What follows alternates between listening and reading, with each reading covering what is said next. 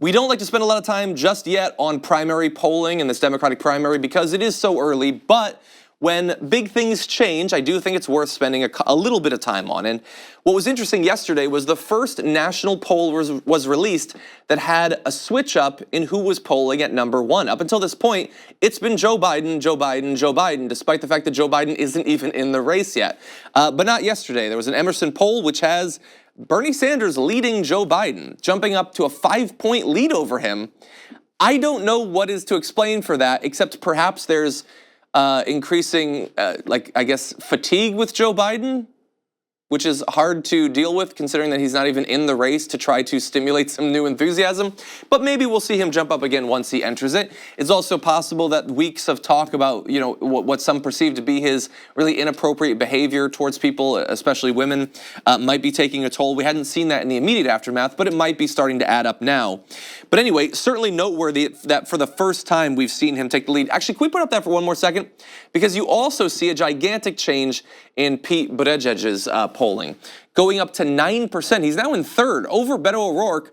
He was at like 1% a month ago, maybe 3%. I think he was at 1% 2 months ago. But in any event, he's got perhaps the biggest sort of percentage jump right there, jumping past people like Elizabeth Warren, Kamala Harris, and Beto O'Rourke, one of the most skillful, as we pointed out, mountain goats in the race. Now, also interesting, what if Joe Biden doesn't run? Because again, I think you need to be reminded he's not running yet.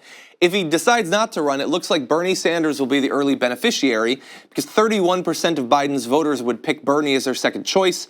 Buttigieg gets second most at 17%, and Beto O'Rourke is third at 13%. And so that actually follows with the second, third, and fourth place people in the race right now. But if he decides not to run, that actually gives Bernie Sanders a pretty significant lead over the next choice in that particular case. Now, this isn't all of the polls recently. There was another one in, it was Morning Consult had Biden still up. And the thing is, the data is being gathered for both of these simultaneously, so I don't understand. Maybe it's a question wording thing. But let's go to, we've got Change Research as well. Another poll, this one has Bernie up by 1 over Joe Biden. But what's interesting about this is two things. One, that Bernie, Joe, and Kamala are right neck and neck, just a couple of points away from each other. What's also interesting is that this is not a national poll. This is California specifically. And there's not enough talk yet about how significant it's going to be. You've got, starting I think on February 3rd, you have Iowa, and then a couple days later, you have New Hampshire. Within a month of that first primary and caucus session, though, that first week, you have Super Tuesday. And Super Tuesday was always incredibly important for determining who would be the Democratic nominee. And it's going to be even more important this time because California is on Super Tuesday now. You don't have to wait 4 months or so to find out how the biggest and one of the most progressive states will end up voting. It's 1 month in. And it's probably the single best chance that Kamala Harris has because, of course, she's a senator from this state. She's very popular in the state. You see that reflected in the poll that we just looked at. She's just 3 points down on the front runner. There you're seeing, so that's if you don't include Joe Biden. She's just 1 point down on Bernie Sanders there. And that's a huge amount of delegates that will theoretically be divvied out from California. Now, I'm gonna remind people of this over and over. It's proportional allocation of delegates. So if Bernie Sanders gets 28% of the vote and Kamala Harris gets 27%, Bernie doesn't win in a landslide. He gets a little bit more than Kamala Harris. So bear that in mind.